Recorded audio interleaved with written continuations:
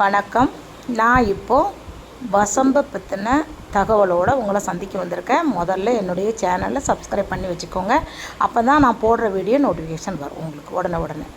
இப்போ வசம்பு ஒரு வாயால் கூட அதை சொல்லக்கூடாது. இருட்டு நேரத்தில் வசம்புன்னு அந்த மாதிரி ஒரு உகந்த பொருள். இப்போ நிறைய பூச்சிகள் நம்ம வீட்டில் வருது அப்படின்னா, விஷச்சந்துக்கள் நம்ம வீட்டுக்குள்ளே வருதுன்னா, அந்த வசம்பு பொடி இருக்குல்ல, இல்லை வசம்பை நனைய வச்சு மிக்சியில் நல்லா அரைச்சி அதை நீங்கள் வீடெல்லாமே செவ்வாய்க்கிழமை துடைக்கும் போது நீங்கள் வீடெல்லாமே கழுவிட்டு வந்தால், தொளிச்சிட்டு வந்தால் வீட்டுக்குள்ளே எந்த விஷச்சந்தும் வராது. இன்னொரு விஷயம், குழந்தைங்க, அதாவது தாய்ப்பால் குடிக்கிற குழந்தைங்க ரொம்ப அழுவும். நம்மளுக்கு எதுவுமே தெரியாது, என்னதுக்கு திடீர்னு குழந்தை அழுவுதுன்னு நம்ம யோசிப்போம். அப்போது நீங்கள் என்ன பண்ணுறீங்கன்னா, கொஞ்சமாக அது விளக்கில் வாட்டி அது நல்லா கரிஞ்சு வரும்போது ஒரு சங்கில் தாய்ப்பால் எடுத்து அந்த தாய்ப்பாலில் குழப்பி அந்த பிள்ளைக்கு வாயில் கொஞ்சம் கொப்புளில் கொஞ்சம் ஒரே ஒரு நெத்தி போட்டு வச்சுருங்க. பிள்ளை அழாமல் தூங்கும். இது வாரத்துக்கு 3 நாள் இந்த வசம்பு மருந்து கொடுக்கலாம். நல்லா பேச்சு வார்த்தை வரும். அதாவது குழந்தைங்க நல்லா 1 வயசுலே நல்லா பேசும்.